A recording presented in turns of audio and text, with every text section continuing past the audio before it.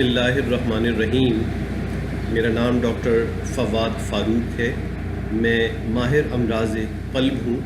قومی ادارہ برائے امراض قلب کراچی میں۔ آج ہم ایک اور بہت اہم موضوع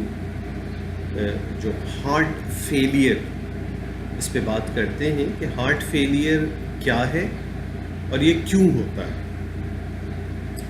دیکھیں، دل کے پٹھوں پر مختلف چیزیں اثر انداز ہوتی ہیں، اور ہارٹ فیلئر کیا ہے کہ دل کے پٹھوں کا، یعنی دل کے جو مسلز ہیں وہ کنٹریکٹ کرتے ہیں اور خون کو آگے جسم کی طرف پھینکتے ہیں، ان کی ایفیشنسی کا نارمل سے کم ہونا، اس کو ہم کامن زبان میں ہارٹ فیلئر کہتے ہیں۔ اچھا، نارمل دل کی ایفیشنسی کوئی ایسے نہیں ہے، آپ نے اکثر ایکو کی رپورٹ میں دیکھا ہوگا کہ دل کی ایفیشنسی ایجیکشن فریکشن کے صورت میں ظاہر کی جاتی ہے،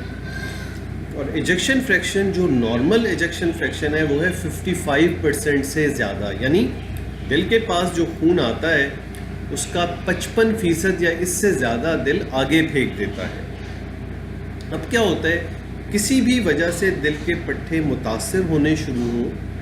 اور دل کے کانٹریکٹ کرنے کی یہ صلاحیت کم ہونی شروع ہو جائے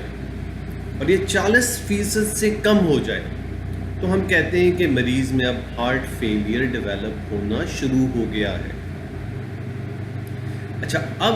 اس کی وجہ مختلف ہے۔ ایک تو وجہ یہ ہے کہ دل کا دورہ، یعنی جس میں نالی میں تنگی آتی ہے اور دل کا ایک حصہ متاثر ہو جاتا ہے، تو اس اگر لارج ایریا افیکٹ ہوتا ہے تو لامحالہ وہ دل کے کام کو بھی متاثر کرتا ہے۔ ایک تو یہ ہارٹ اٹیک کی وجہ سے ہوتا ہے۔ اس کے علاوہ بلڈ پریشر کا مرض، بہت عرصے تک بلڈ پریشر رہے اور اس کو کنٹرول نہ کیا جائے تو آہستہ آہستہ وہ بلڈ پریشر دل کے پٹھوں پہ اثر ڈالتا ہے اور دل کی ایفیشنسی کو کم کر دیتا ہے۔ پھر اکثر وائرل انفیکشنز کے ساتھ ایسی اینٹی باڈیز بنتی ہیں جو دل کے پٹھوں کو متاثر کر دیتی ہیں اور دل کے پٹھے ایک دم سے کمزور ہو جاتے ہیں۔ کبھی کبھار حمل کے دوران آپ کے آخری ڈیوریشن میں، پریگننسی کی جو ڈیلیوری سے پہلے اور یا اس سے کچھ عرصے بعد، جسم میں کچھ ایسی رطوبتیں نکلتی ہیں جو دل کے پٹھوں کو متاثر کرتی ہیں اور دل کے پٹھوں کا کام کم ہو جاتا ہے۔ پھر بہت سی دوائیاں ہیں، اسپیشلی کینسر کی ڈرگز ہوتی ہیں جو لینے سے دل کے پٹھے متاثر ہوتے ہیں۔ تو ہارٹ فیلئر کی وجہ بہت ساری ہیں جن کے نتیجے میں دل کے پٹھوں پر اثر پڑتا ہے۔ اچھا، اب اکثر اوقات لوگوں کو آپ نے سنا ہوگا کہ فلاں کی ڈیتھ ہو گئی، اس کا ہارٹ فیل ہو گیا، وہ ہارٹ اٹیک ہوتا ہے۔ ہاں، ہارٹ اٹیک، پہلا ہی ہارٹ اٹیک اتنا شدید ہو کہ دل کا ایک بہت بڑا حصہ متاثر ہو، تو یہ ممکن ہے کہ یہ ہارٹ فیلئر فوری طور پہ ہو اور آدمی اس سے جاں بر نہ ہو سکے، یہ ممکن ہے۔ لیکن ہارٹ فیلئر اور ہارٹ اٹیک دو ڈفرینٹ ٹرمنالوجیز ہیں۔ ہارٹ فیلئر جیسے میں نے ابھی آپ کو سمجھایا کہ دل کے پٹھوں کی ایفیشنسی نارمل سے کم ہونا، یہ ہارٹ فیلئر ہے۔ اور ہارٹ اٹیک کیا ہے کہ آپ کی نالی جو دل کو خون سپلائی کر رہی ہے اس میں ایک دم سے تنگی آئی اور دل کا جو حصہ اس نالی سے سپلائی ہو رہا تھا وہ ایک دم سے مردہ ہو گیا، تو یہ ہارٹ اٹیک ہے۔ کبھی کبھار یہ اٹیک چھوٹے نوعیت کا ہوتا ہے تو ہارٹ اٹیک کے ساتھ ہارٹ فیلئر لازمی نہیں ہوتا،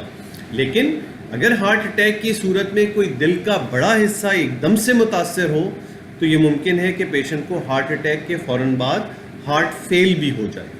اور یہ ہارٹ فیل چونکہ ایک دم نوعیت کا ہوگا تو اس سے جاں بر ہونا بڑا مشکل ہوتا ہے۔ یہ تو ہم نے ڈسکس کر لیا کہ ہارٹ فیلئر کیا ہوتا ہے اور کیوں ہوتا ہے۔ اچھا، اب کسی کو ہارٹ فیلئر کا مرض ہو جائے تو یہ مطلب نہیں ہے خدا نہ خواستہ کہ اس کی زندگی ختم ہو گئی۔ ہم نے دیکھا ہے کہ ہم ایکو سے کیلکولیٹ کرنے والی ڈفرینٹ ایفیشنسی پر بھی، کہ کسی کی اگر 35% ہے، کسی کی 20% ہے، کچھ 20% ایفیشنسی والے لوگ ان کو بالکل علامت نہیں ہو رہی ہوتی ہے اور کسی 35 والے کو علامتیں ہو رہی ہوتی ہیں، لیکن اس صورت میں بس کچھ دوائیاں ایسی رکھنی ہوتی ہیں جس سے آپ کے جسم میں پانی کی مقدار کا بیلنس قائم رہے، کیونکہ ہو کیا رہا ہے کہ دل خون کو آگے نہیں پھینک پا رہا، تو کیا ہوتا ہے آہستہ آہستہ جسم میں خون جمع ہونا شروع ہوتا ہے۔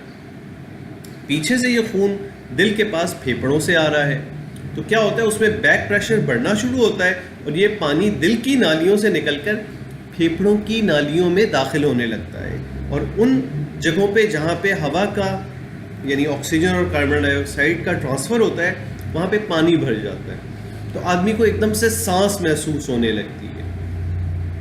تو خیال رکھنا پڑتا ہے کہ جسم میں پانی کی مقدار بہت بیلنس رہے، ذرا سی بھی بڑھنے نہ پائے۔ آپ ہارٹ فیلئر کے ساتھ اپنی اگر اچھی دوائیوں پہ چل رہے ہیں تو ایکسرسائز بھی کر سکتے ہیں ہلکی پھلکی جو آپ برداشت کر سکتے ہوں،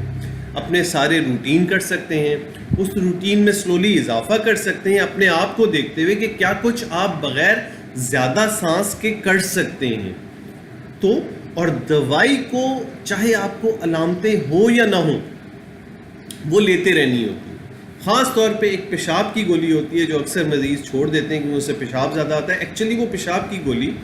آپ کے جسم میں پانی کی مقدار کو بیلنس رکھ رہی ہوتی ہے۔ آپ کے اسٹیٹس کو دیکھتے ہوئے کچھ مریضوں میں وہ روکی بھی جا سکتی ہے، لیکن اپنے طور پہ وہ دوائی نہیں روکنی چاہیے۔ تو میرا خیال ہے اس چھوٹی سی ڈسکشن سے آپ کو یہ سمجھ میں آیا ہوگا کہ ہارٹ فیلئر کیا ہے، یہ کیوں ہوتا ہے، ہارٹ اٹیک سے اس کا تعلق کیا ہے، اور اس میں دوائی مستقل لینا اور ڈاکٹر کو فالو اپ کراتے رہنا وہ بہت ضروری ہے۔ شکریہ سننے